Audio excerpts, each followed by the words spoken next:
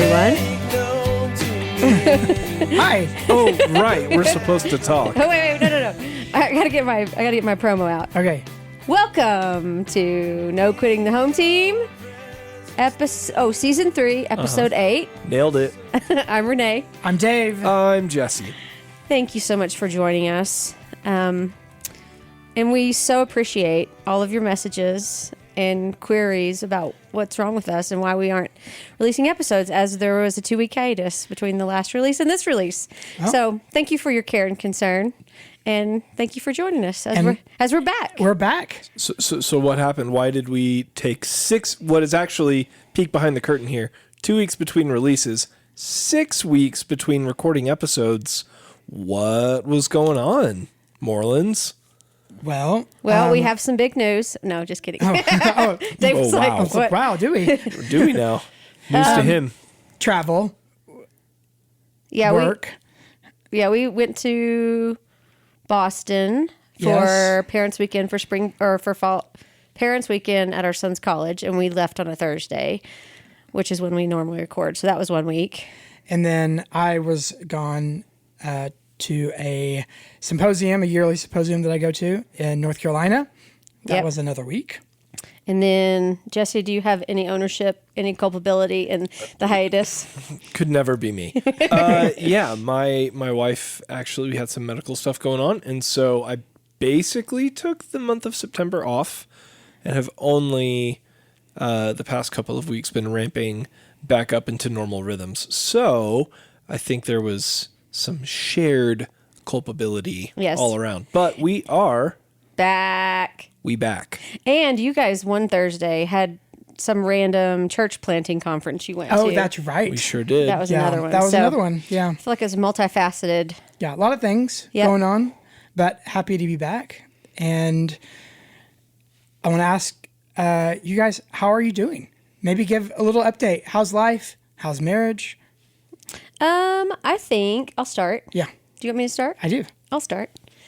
I think I love fall, and we have had atypically warm temperatures in Colorado this fall, and so Dave can attest to this. I watch the forecast and just complain endlessly until temperatures are highs in the 70s or 60s. If they're in the 80s, it's unacceptable. Agreed. Unacceptable. It's October. We usually only get 3, maybe 4 weeks of fall in Denver to begin with. Yep. And the fact we were robbed this year. The fact that we're halfway through October and it was a high of 80 yesterday. No, unacceptable. It's cruel. When I went to North Carolina, it was much cooler. I know. There.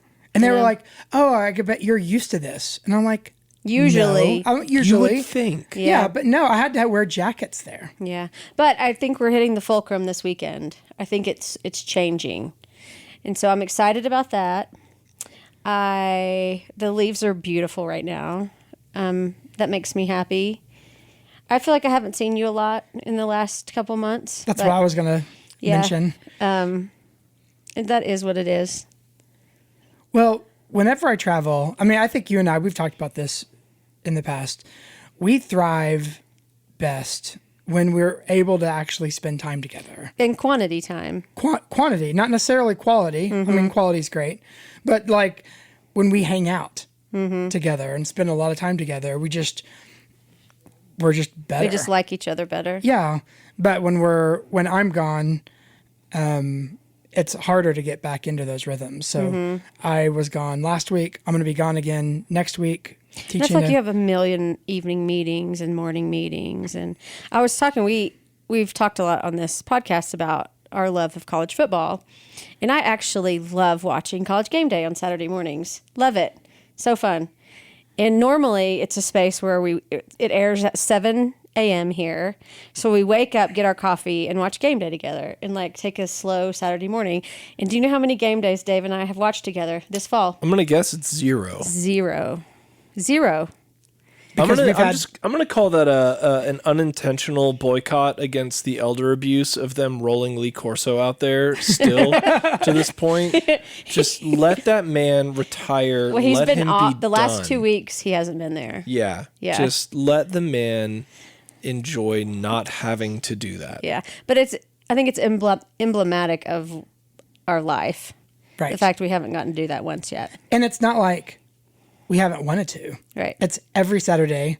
Now, your work has been a part of that. Yeah. My work's a part of it. Yeah. And then I coach Beckett's AAU basketball team, and we have games on Saturday. And like everything has sort of contributed Right. to kind of blasting that away, that time that we used to have together. Right. And we just haven't. Yeah, I do have to say, this week we were having a discussion about, neighborhoods change and blocks change, and we used to be super tight with our neighbors, and it's just COVID really affected that cohesiveness, and some people moved, and we just don't quite have the same relationship with our block, like our neighborhood in Denver that we did.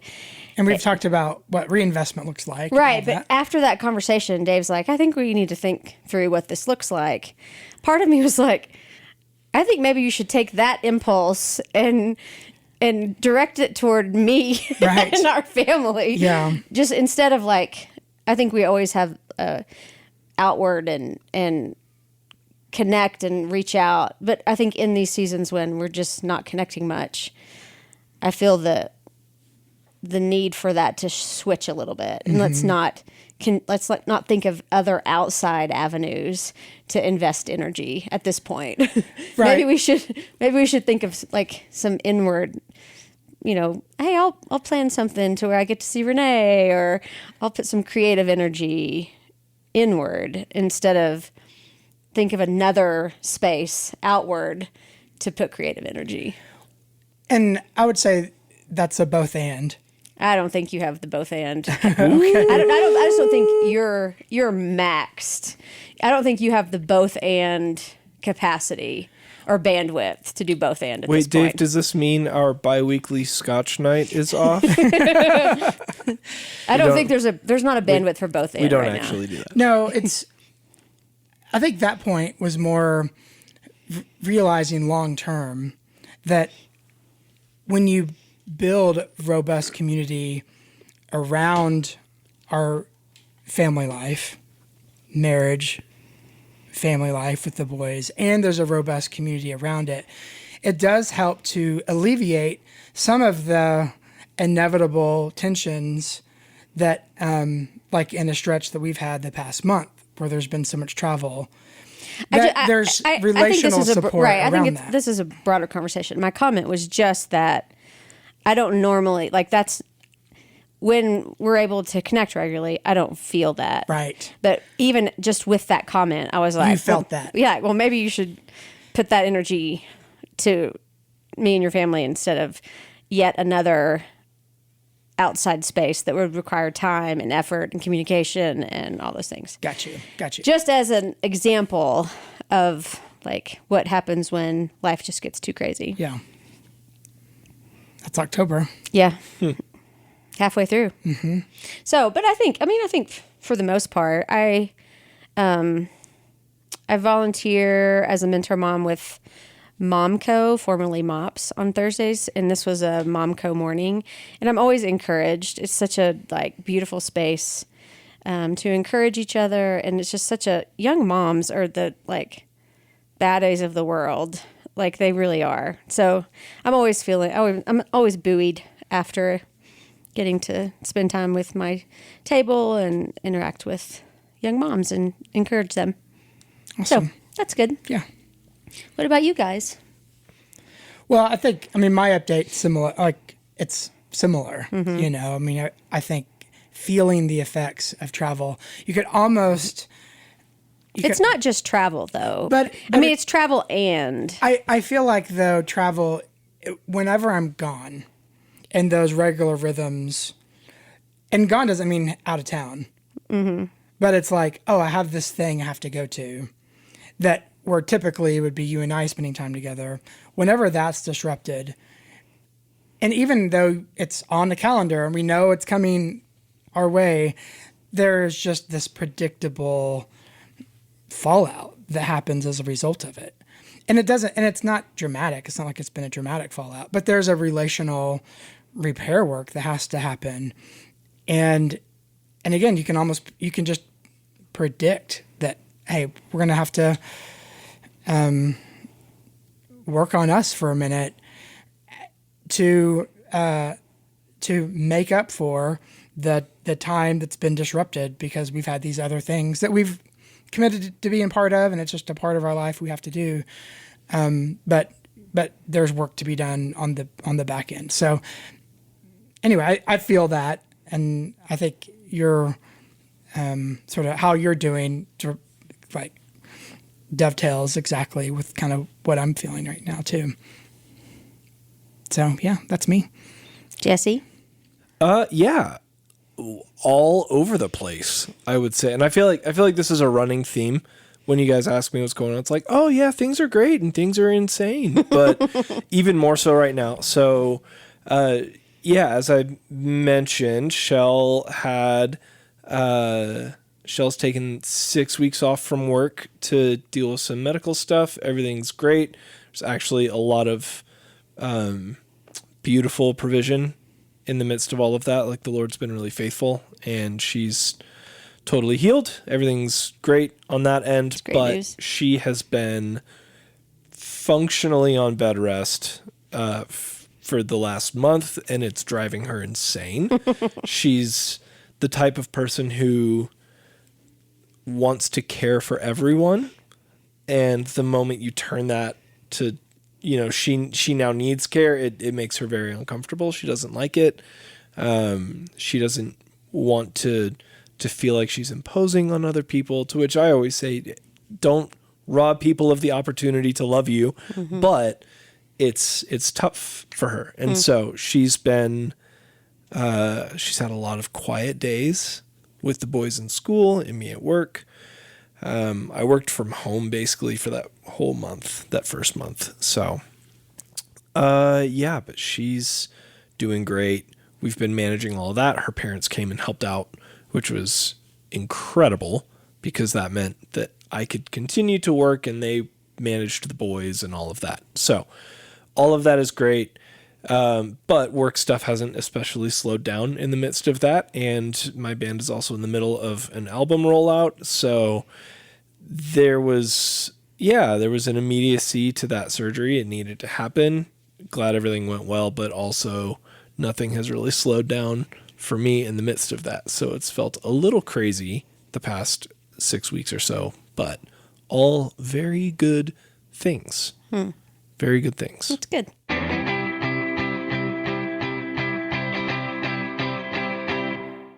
All right. What we've learned so far.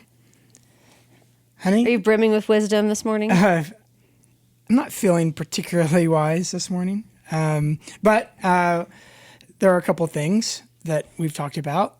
And this is something that's pretty heavy, just so you know. Yeah, it's pretty heavy. Brace yourself. And we've we kind of had to process it this morning and decided to go ahead and be really vulnerable on the podcast about it. But what we've learned so far is this: do not give your college student access to your Amazon account. Never. I could have warned you guys. My roommate. If you want to be poor, yeah, by all means, yeah, let him have it.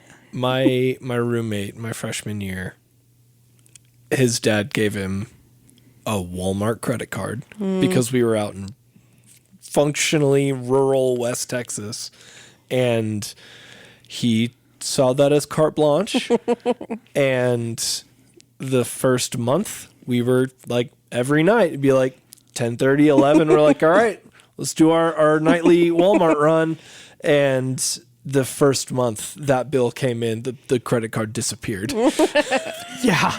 We realized we may have created a monster when we got the notification that a frog hat costume may or may not have been ordered and shipped to Chestnut Hill. That man loves his get-ups. All right. And he does. Wasn't it like a, hey, don't ask any questions type deal? Kind of. Dave also noticed, like, 100 purple vitamin waters charged to the Amazon account. Yeah. Mm-hmm. So we probably will proceed differently. We may have a conversation over Thanksgiving break. Yeah. But about Amazon usage. Mm-hmm. It's just so dang convenient for them. And it started with him because he doesn't have transportation. So he can't really go to the grocery store. So if he needs body wash, it's really tricky. So it started, I think, with good parameters. Right. It started with necessities. And it also was a means of communication, Right. which is nice. Because he would text me and I would order it. But somehow I've been removed from the process. Listen, I don't think you're being totally fair. A frog head costume, completely necessary. Okay. Fair enough. Fair enough. I appreciate that pushback. But So, in all seriousness, do not give your college kid access to your Amazon Prime. You'll thank us for this later. This is tangential, it's connected, and a little bit of a bow on the segment we just finished. There is some news in our household. We are picking up 2 kittens on Tuesday. Oh gosh, Jesse. Yeah. There's nothing like bringing Getting peace a and what did calm. you call them? Kittens. Kittens. Sounds like you added an extra T in there. Kittens. We went and visited them this weekend. They're adorable. And the nice thing, they're from the same litter. So the nice thing is you get a bonded pair and they wrestle and mess each other up instead of your hands and your furniture. They tend to be much, much calmer when you get them in pairs. Interesting. So is this to placate the years of asking for an animal? Yes and no. Okay. Long story short, a number of people in our life are allergic. Mm-hmm. And so that was including the biggest. Dave and I. Yeah, that was the biggest. Well, but they make food that reduces that allergen I thought you were going to say producing you got a protein. hairless cat. No, that would take this to a totally different level. We joked for half a second. We have to create a church podcast just to talk Jesse's about our cat. Sphinx. Yeah, no, we didn't get a Sphinx. We didn't get a hairless cat. They make food that reduces that allergen producing protein by 50 or more %. And they make shampoo that you can also do to do the same thing. Anyway, we have friends who are deathly allergic. They started using this stuff. They now have multiple indoor cats. So we're not deathly allergic. And actually, You're more fine. I'm fine unless it's like crawls around my face. Sure. Like it's not a deal breaker for me. But I'll start to sneeze. Yeah. Well, and what got me back to this, to get us connected back to your wisdom, don't let your 20-year-old college student on the Amazon account. Also, maybe don't let your cat loving husband on the Amazon account when you're about to buy 2 cats, because we now have a jungle gym in every room. You are censoring yourself here. I'll out myself. By the way, just so people can know at home, while Jesse is talking, he is leaning on his cat pillow, like snuggling up. If you've been in the green room at FTC, you know, everybody loves the cat pillow. Did I spend 3 figures? Did I spend 4 figures? There's no way to possibly know. There's no way anyone could know. Gosh. Oh, and I have to tell you this. This is completely off topic, but somebody at Momco this morning was questioning the amount of money you spent on the front door. She said, she's like, if they spent 5 figures on the front door, there's no way. We didn't. Of course we didn't. I spent materials and everything about $900 on that front door. Okay. And it's excellent. But here's the thing. Most high quality solid wood front doors are between $5,000 and $8,000. And if you do a double door, right, or if you do anything else, or start putting in glass and storm doors and all that other stuff, you can easily get to 5 figures. I'm just teasing you, and I love it that moms are fact checking us. I appreciate and it. they're Googling door prices. Yeah. If you want to know where I got my door, I'll come find me. Okay, sorry. I'll tell you. I digressed. No, well, good. Well, I think we've learned a lot of things so far. So many things. All right, this was fun.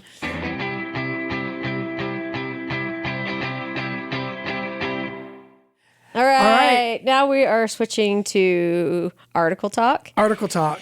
And we have to. There has to be a disclaimer because we previewed an article that we're not actually going to talk about. This is the actual reason for the 6-week break. That's right. We got a cease and desist. Yes. So we previewed an article and encouraged you to read along with us. And I decided that we probably shouldn't talk about it. We kind of had a focus group. Hey, what do you think about this article? And here's what we want to do with it. And the focus group was like, cause more problems than And it was sort of a clickbait article. We didn't really want to. We didn't want to talk about. We wanted to use it as a bridge to talk about something else that I really wanted to talk about. And we felt like I need to find an article that talks about what I really want to talk about. Which we will. We will, yeah. But after some paid consultation with my very wise friend Lori Barr, and a pretty stern rebuke. No, just kidding.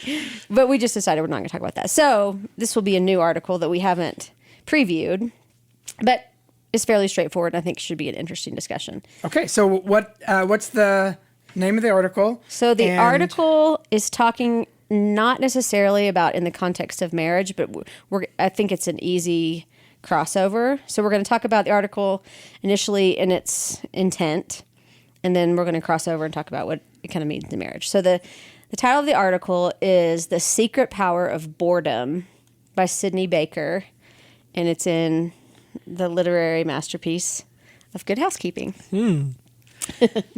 So I don't know where Good Housekeeping falls anymore. Sort of in the. It's a good article. It's a good article. It's a well-researched article. I didn't expect that. I just don't know where to place it in the periodical spectrum. Right, and all of those periodicals now have like varying ranges of like some are like written by real journalists who do research, and others are just a few paragraph blog posts basically. Yeah, but this felt like a decently researched, well thought through article. So yeah, I'm not trying to throw Good Housekeeping under the bus, but so what is the secret power of boredom then? Like what's sort of maybe the premise? Give us like the nugget of the actual article, and then we can talk about why that may or may not apply to marriage.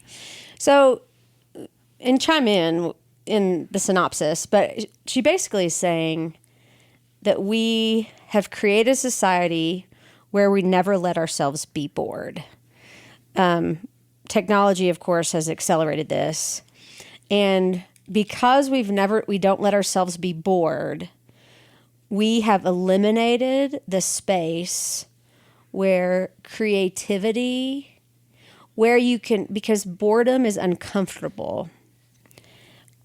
Often only discomfort pushes you toward growth, right? Mm-hmm. And we know this in other realms.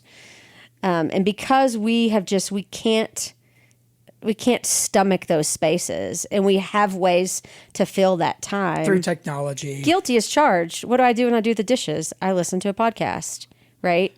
What do we do? We wait in line. We scroll, right. But they're saying there's a real loss to our society and us personally when we don't have that space to bring us to discomfort, to enable creativity and enable growth in areas that we wouldn't have. Mm-hmm. And I think that's true. Yeah. And I resonated with that.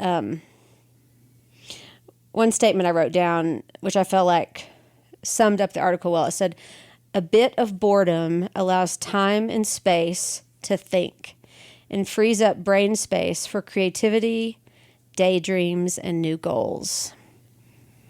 Yeah, that's beautiful. I love the daydream. Mm-hmm. And daydreaming is different than thinking about all the things you have to do. It's different than like the mental to-do list. Right. It's kind of pushing past that to what there's another book that came out about 10 years ago called White Space. Mm-hmm. that it's the same kind of idea where we need to create space in our life individually where when we're quiet, have quiet moments where we power past the frantic what's next or like the intrusive thoughts and past that to what she described as white space, which is kind of what you think about when you think about nothing. Yeah, yeah. And that's the stuff of creativity, of daydream, and of like thinking deeply about, is my life going in the direction that God's called me to? Mm-hmm. Is it or not? Or what sort of corrections do I need to make? And beyond just the franticness of just doing one thing after the other. Yeah.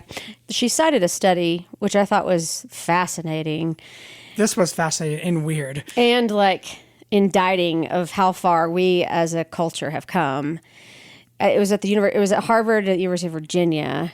And they were, and it didn't say how many people were in the study. They essentially were seeing what tolerance adults had for boredom. And part of the results were that adults would rather take electric shock than to be bored and have nothing to do for 15 minutes. 15 minutes. That they would prefer electric shock. It's wild. I know. Isn't that crazy?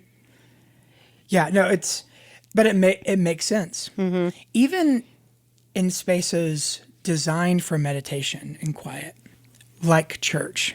Mm-hmm. In our typical worship service, we've had times where we very intentionally create space for quiet and meditation. We do this like often during Advent and Good Friday or Good something. Friday. And I would like to know how long people think they're in silence compared to how long they're actually in silence. Yeah. Yeah. Because I time it. And it's 2 minutes. And I can almost guarantee people think it's like 10 minutes. But we're just not used to being in silence and want to fill that space so quickly. Yeah. I've noticed this, I think, and I mean, guilty as charged as a participant in I have to constantly distract myself. I mean, I think most people resonate with this at some level. So with the time I need to be at work, I don't have to, but if I walk my dogs before I go to work, it just goes better for everyone. The puppy does better. They're tired. They can nap all day. I feel like I'm a good dog owner. So to do that, I have to walk them really early. And so if I leave my house at 5 a.m., it's pitch black. And I generally listen to a podcast while I walk them, but if it's too dark and it just feels a little creepy, I don't turn it on because it's just a little scary. And yeah, there's this phenomenon. People are like stealing stuff at 5 o'clock in the morning in our neighborhood. And I see it. Mm-hmm. Like people are on electric scooters at 5 a.m. with like someone's bike on the back. And I'm like, I don't think that's their bike. Probably don't own that bike. Yep. Yeah. But the mornings that I don't listen to a podcast because it's too dark. So I walk about an hour in silence.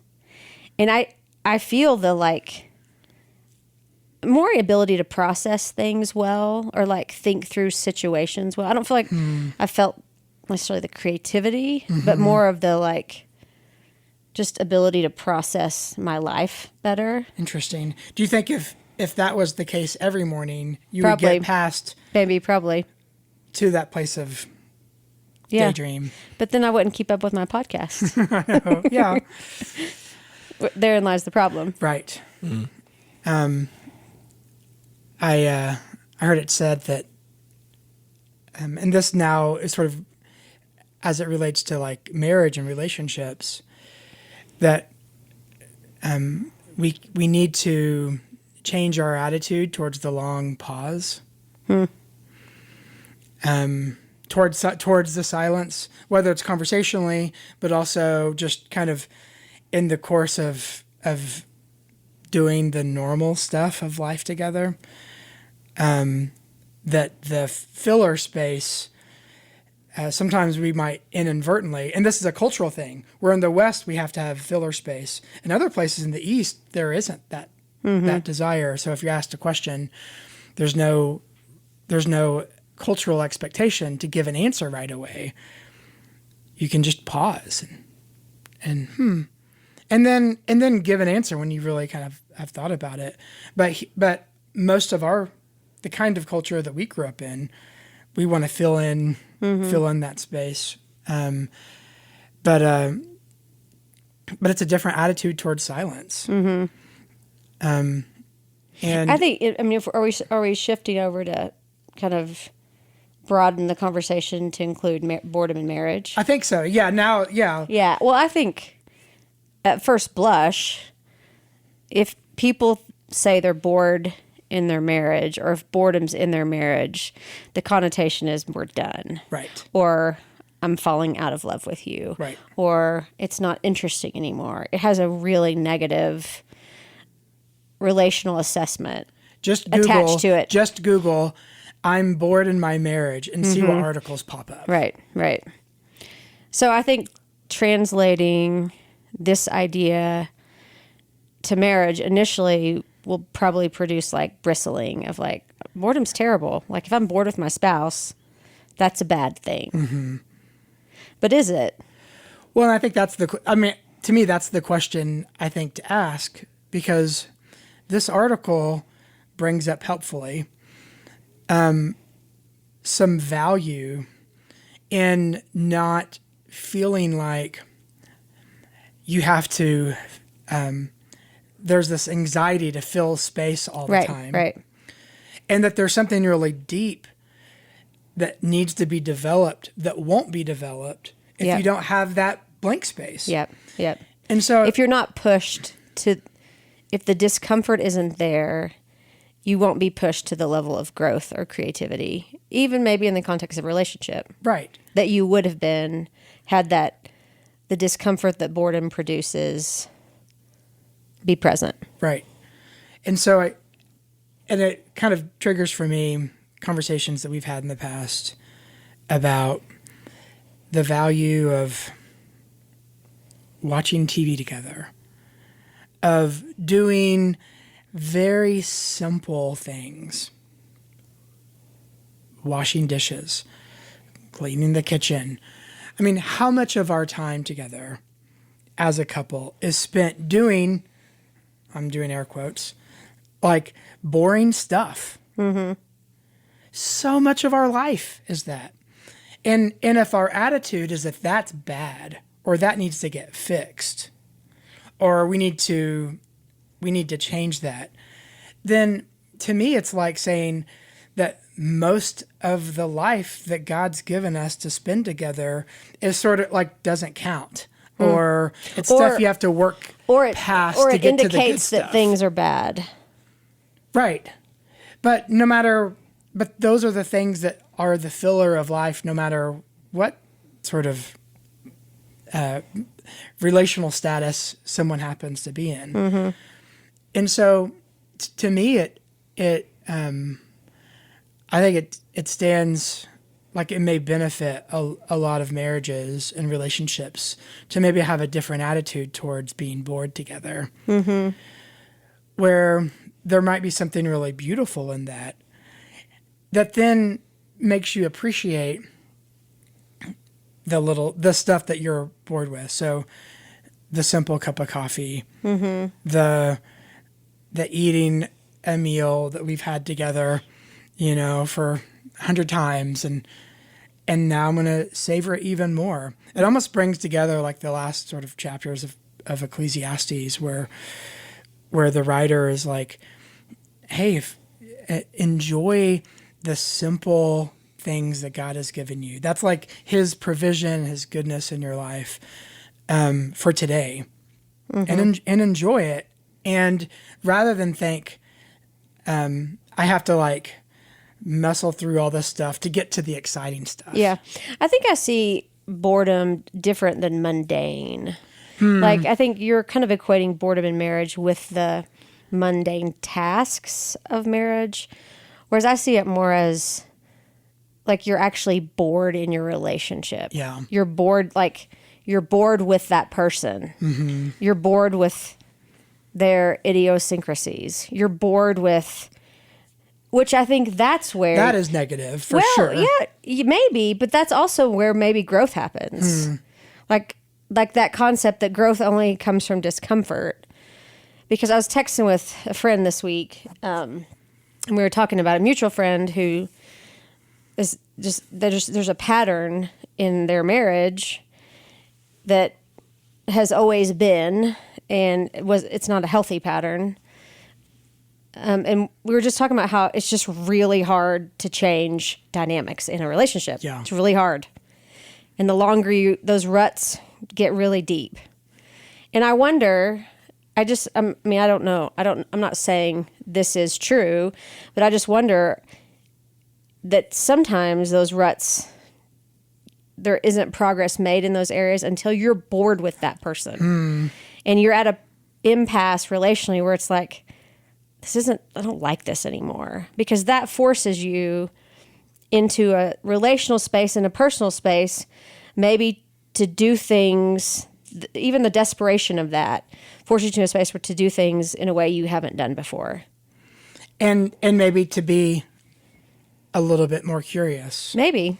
Or have to try a little harder than you've had to try. And to do that requires growth. Right. And that growth doesn't happen without that discomfort. Yeah. Yeah. And I think that the tendency in our culture is you get that bored, you get there, and it's over. In your mind. Right. We don't envision past that. I'm bored with them. Right. And I've fallen out of love with them, and I don't want to be around them anymore. We don't have imagination for the potential beyond that. Mm-hmm. Mm-hmm. And I think maybe that's like we're really missing out. Like how the article I think applies to marriage is maybe giving people a vision for what it, like you could actually like be sick of your spouse and they grate on you and you don't find them interesting and you don't find them attractive, whatever. But maybe they're on the other side of that. There's something that you couldn't imagine that only this level of discomfort can produce. Mm-hmm. I don't know. No, I think that's a really compelling description of a lot of that would be helpful, I think, for a lot of couples who are kind of in that. We talk about the ebb and flow of relationships, and some stretches it's like a hot streak and like you feel it, and other stretches are kind of it feels more lean relationally and it's more difficult and it's not like easy. It doesn't come easy, and I think this is a helpful reminder that maybe in those lean years, that's actually the really important stuff. Yeah. And the quality of the not fruit, something to hit the eject button from, but maybe to lean into and actually like lean into it, knowing that it would produce something that we're not going to get to otherwise. Yeah. We've spent some time in Napa Valley and spent some time in the vineyards and that sounded so bougie. I wasn't going to say a word. We've spent some time in Napa. Gosh, sorry. Visiting my sister. Right, sorry. Yeah, so sorry. Not living the Napa dream per se, but visiting family, and it is wonderful there. We do love Northern California. Anyway, all that to say that when you look at vineyards and spend time in vineyards, there is a correlation between pruning and deepening roots. Yeah. When you prune, roots deepen. And so the fruitful season is the payoff of having some seasons of pruning, of not having fruit. And it requires the root system to go deeper and deeper and deeper. And you get that richness as a result. And maybe this is a helpful like reminder that maybe these seasons where you're maybe bored and you feel like our relationship's boring, maybe there's something really important happening in the roots if you stay in the container. Right. If you have a vision beyond just your short-term happiness, maybe something really important is happening below the surface that next season you'll be able to reap the fruit of and be something really rich and deep that you would never have had without that season of pruning. That wasn't too bougie, was it? Yes, it was. No, I was just going to say. Your next story is going to be when we were in Aspen.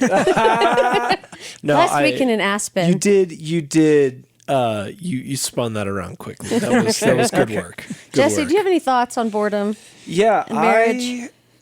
It's so funny because when I initially started reading this article, I kept having these flashbacks to my childhood, and I don't know if anyone else's parents had little adages and quips like this, but if I would go to my dad and say, "I'm bored," he would say something along the lines of, "Only boring people get bored. Go find something to do." And, haha, whatever. But the heart of that was actually rooted in you're not bored. You just haven't found what you're supposed to be doing right now. Or you haven't tapped into your creativity. Yeah, exactly. Yeah. And he always viewed boredom as an opportunity and not a problem, right? And so that's what I was thinking of as I was reading this, is actually some of my most beautiful seasons of creativity have come from I am in college and I'm working a summer job, but we're between classes and none of my friends are in town and I don't have internet. So what? I guess I'll play guitar, or I guess I'll read, or I guess I'll write. And you can, I think there's a lot of fruit that can come from that. Now, to the point in the article, you have to be able to sit with your own thoughts, which is a difficult practice. But would you rather be shocked? Would you rather endure electric shock than sit with your own thoughts for 15 minutes? Now, here's the thing, though. I understand the morbid curiosity of going like, well, how bad could it be? And I think that is in and of itself a response to boredom. But no, I can gladly sit in a room by myself with my mind. But as it pertains to marriage, I think there's actually a lot of beauty to now, again, to be clear, like there's a difference in mundanity and boredom, right? So the mundane stuff, that is, I feel, where the deep roots really get in, because it's like, to your point, like you need quantity time and not just quality time. If the only time you spend with your spouse is on an incredibly elaborate date night once a month and you don't see them otherwise, that's not a healthy relationship. It's lacking, right? And if you never take those moments to focus on only your spouse and show them that you still desire to be with them more than anything else, and all you have are these little shotgun blast conversations and you have only the mundanity, then that's also probably not an especially healthy relationship. So I'm with you on all of that. As far as boredom goes, I think there's actually much to be said for what Shell and I talk about, like being, like doing different things, but being in the same room, right? So we'll be doing completely different tasks. I might be reading, she might be painting or doing watercolor, whatever. But we've tried to like savor these little moments, and it's when the kids are in school, typically, the kids kind of throw a wrench and all of that stuff. But we have found that those quiet moments, there's more opportunity and there's more potential for creativity and beauty in those moments when we're not filling every moment with stuff. Yeah. And sometimes that even means conversation, Yeah.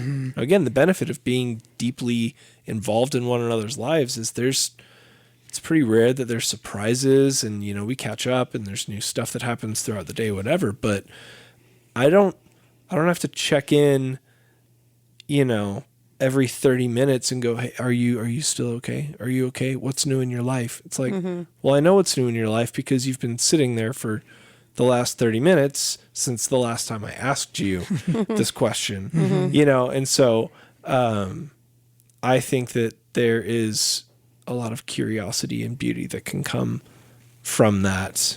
I don't know if any of that. No, it's good. No, that's good. I think that's great. Yeah. I think that's great. It's made me think I felt very rambly. our kids are much more susceptible to this than we are because they have devices. And I was thinking, how many times are we watching a show as a family and Beckett's watching a basketball game on commercials on his phone? Yeah. You know, their ability to like fill the dead time is defaulted to electronics. And so we probably should be mindful and aware of what that produces in the long run. Right. In right. multiple arenas. Yeah, and I think just having the question, where are the spaces for us to be quiet and to be and to have to be alone or with each other, but also with our thoughts, without having to be entertained, without having some external stimuli. Yeah. Like I think that's important. I think that's an important question, and to press into that probably would do all of us really well. The nature of technology and kind of its growth is that it's invaded just those spaces. You know, Right. they very thoughtfully think about every day, like what a normal day is, and the technologies are like, how do we get into all these sort of these margin spaces?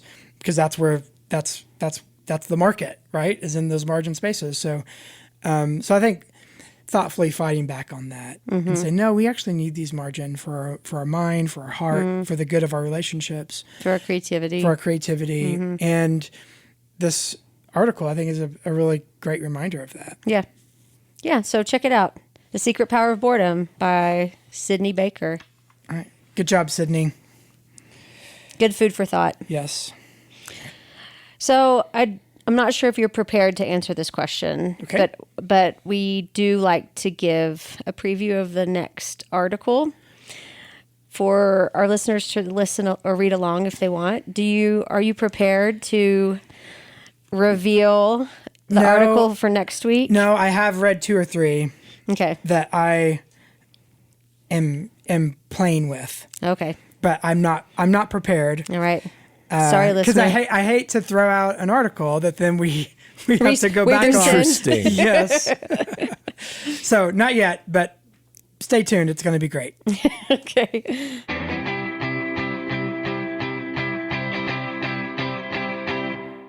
All right.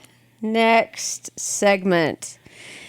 Everyone's favorite segment, spouse advice, where either Dave or myself offers advice to the other gender spouse, knowing that sometimes our opposite gender spouse says things and we just can't really hear it, but we can hear it from someone else. All right. So here we go. So this is Dave's advice to the wives out there. All right. Here's spouse advice for today. Now, this is based on something that happened last night that I think was really interesting. Should the kids leave the room? No. My. That promo, your intros today have been fantastic, honey. Oh, wow. Oh, my. No, we're just kidding. No, this is, I think, something really simple, but good. So last night, yesterday, late afternoon, you had already prepared all of the things for dinner. I hadn't prepared anything. I just planned it and shopped for it. That's what I mean by prepare. Okay. Like you've done that work. Yeah. But none of the I had identified, shopped, acquired all the necessary ingredients. Yes. And but it was 5:30, and there was this tension in the air where you had worked, I'd worked, and you were like, I am not going to be able to work out today. And you did something really cool. Which I don't, and I And I don't often- usually do anything cool. No, I don't usually do this. Right. Often you don't do this. And we maybe talked about this before. But you said, Dave, you were very just clear. Can you cook dinner tonight? Now you've already prepared all the things. It's like you've already done much of the heavy lifting with it. But you needed someone to actually execute it. because you were like, if you and Beckett, and Beckett was useless for dinner. I was hoping it was the two of you. I know it was not a father-son experience, but you're like, if you do this, I can get a workout in. But it was so clear, I was like, I would love to. And even though Beckett flaked out on me, he was like, I've got to do homework. Yeah, I'm sure. all of a sudden he's homework. become the most studious child on the block. Yeah. But it was so much fun for me to cook dinner last night. You gave me the recipe. We already had all the ingredients. and it was like a little mini project for me. And I was able to work with my hands. It was a great way for me to decompress the day. And I made something I've never made before. I was able to fry up onions before in a way that I've never done before. Shallots, actually. Shallots. Man. Not the same. But Not the same. It ended up being so yummy. It was so good. You got a workout in. Mm-hmm. I presented it to you. Mm-hmm. You loved it. The boys loved it. And it was such a win. Beckett was raving about it at Bible study this morning. Yeah. Even though he helped in no way. Could have just cut up some potatoes. But no. Regardless, it ended up being such a great evening. And so what's your advice? The advice is... Women may ask your husbands to cook dinner? Well, that may be an application of it. Mm-hmm. But I think, and we've this isn't totally new, but it's worth repeating. I think the advice is to the wives, to the husbands, wives, just say what you want. Like, be clear with what you want. You wanted to work out, and you needed me to cook for you. And what I've found is that most husbands, most of the time, it's probably an 80-20 rule here, they really do want their wives to be happy. They will kind of do almost anything if they knew, hey, my wife's gonna be really happy with this. And so I think the spouse advice is, as much as possible, be clear with what you want. Just say what you want, and your husband most likely, 80-20 rule, will respond positively. I really want all of the little things that need to be fixed around the house to be fixed. And you know what? And you know what I've done today? I found someone who can do those things. No, but I think that's the spouse advice. I think there's something to that. But it just made your evening better. Mm-hmm. My evening, it was fun for me to do it. I felt like I got an opportunity for a late night win. When we're so busy or whatever, it's hard to wins are hard to come by. That was a win for me. Yeah. Relationally for us, it was a win. And so anyway, I just want to encourage that out there. Nice. Ask for what you want. Okay. Can you make dinner again tonight? We'll talk about it. Okay.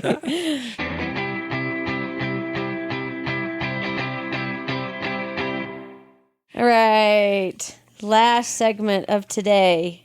All right, Renee, it's you. Everyone's favorite new segment, Hot and Cold. I've actually gotten a lot of feedback for my latest hot, and people are asking me if I still am hot on Bo Nix, and the answer is yes. I love that. I love that man. He's my quarterback, and I'm still hot on Bo Dave's Nix. loyal to the end. It's true. If you need a fan forever, Dave's your man. So I'm hot on. Hang with me. So I talked about the morning walk I do. I do it for multiple reasons. For the dogs. Also, I do an outdoor walk every day for mental health. So I started reading articles probably a year ago about this new trend, and I think it is a trend, I'm curious if you're going where I think you're going. And then I started seeing people doing this trend. And as one who loves efficiency, like I love to do things efficiently, I started thinking, so I'm in my 40s. And one thing women in their 40s you start hearing about like bone density and how important strength training is. So I was like, I'm going to buy a weighted vest and I'm going to walk every morning. When I walk the dogs anyway. I'm going to throw on this weighted vest. Totally. Just see what happens. Just to make it more uncomfortable. Right. So I did start out probably too heavy, but I've been doing it for how long? Maybe several months. Several months. And I'm into weighted vests. I'm into them. I'm noticeably stronger, almost like without having to try. It is harder to walk the dogs with the vest, but every day less and less so. And I feel like it's just an easy way to get strength training. And now I see them everywhere. I see people running in them, which I'm not to the point where I could run in it. Well, and the first time I saw them, it was like, is this some sort of military? Right. Like it looked like a bulletproof vest. Look kind of like body armor. It does. Which I've even thought at 5 o'clock in the morning when people are stealing other people's bikes and I'm watching it, if someone shot me, I think it might protect me. Probably not. You don't think so? You don't think it would I stop don't a think bullet? that it would. No. Okay. No. Anyway. Just go the other way, honey. Guys, I just think kill two birds with one stone. If you're going on walks, you want to add a little strength training, why are you laughing? I'm not. This is me smiling out of amusement and love. I'm into weighted vests. I know. I would start out lighter. What do you consider lighter? I should have started out with like 12 pounds, not 18. Okay. Because for my like height and weight, I shouldn't have done 18. You're not an especially large person. I'm not, Renee. right. No.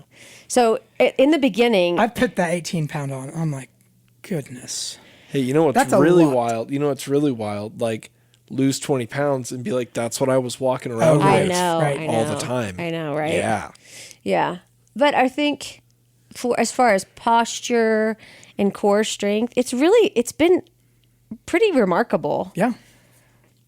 And then you're in that zone 2, whatever. The zone 2, whatever. As far as your heart rate. Yep. So try weighted vest. I'm You're into hot. it. You're hot. Yeah. You're hot on it. And the dogs know when I take the weighted vest out that they They get excited. get excited. They start Yep. spinning and barking. Yeah. Yeah. So All right. that's my silly what I'm hot on. That's amazing. I'm going to commandeer this. What did you think I was talking about? Oh, grounding. Oh. I thought you were going to be like, I go on these walks anyway. I may as well do them barefoot through my neighbor's yards Oh gosh. to ground. Hey, I may be hot on that in the weeks to come, Jesse. Yeah, I may we'll try find that. out. Well, it's about to get cold. I don't think I you're going to want know. a barefoot walk Yeah. at 5 a.m. I'm going to commandeer the What I'm Hot on space. Let's do it. This episode is coming out tomorrow, October 18th. And tomorrow, October 18th, we release the final single from our new record. What? The song is called What I Have to Say. It's beautiful, and it's off the forthcoming A Place for Owls album, How We Dig in the Earth, out November 1st. Jesse, where can they hear this new single? Everywhere. Okay. Everywhere. And what's it called again?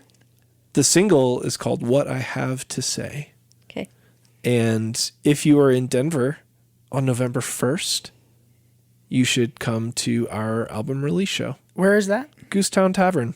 What time? Late. It's going to be later, but here's the thing. It's a celebration of 2 years of hard work and love and dedication put into these songs. So we're going to stay up late, hanging out, playing music. It's going to be beautiful. Look for us on socials, get tickets, and shameless plug. Love it. That's great. Well, we should all be hot on that. Yeah, we are. We love our owls. Awesome. Well, everyone, thanks for listening. If you have any questions, thoughts, suggestions for articles, Comments. We love your comments. please shoot us an email. We love hearing from you guys. So it's so much fun to hear from you. Dave at fellowshipdenver.org. Renee at fellowshipdenver.org. Jesse at fellowshipdenver.org. All right. Thanks for listening. Hey, I was going to mention, Oh, too, before we go, yeah. I've noticed there are reviews on our Apple podcast thing. Like people are putting they're making reviews. I know this is an old deal. Are we asking listeners to shoot us a review? Well, I feel like every like and subscribe. I feel like every podcast Smash I that listen bell. to, yes, they say isn't that helpful though? it is helpful. It is. Yep. So if you are a listener and this is enjoyable for you and helpful, then please do that, because I think that is helpful in kind of having this podcast be In Visibility, algorithms. yeah. In algorithm. Okay. So write that review. 5-star review, please. Yes, 5 only. Yeah. All right. Have a great week, guys. Yeah. Bye. Bye.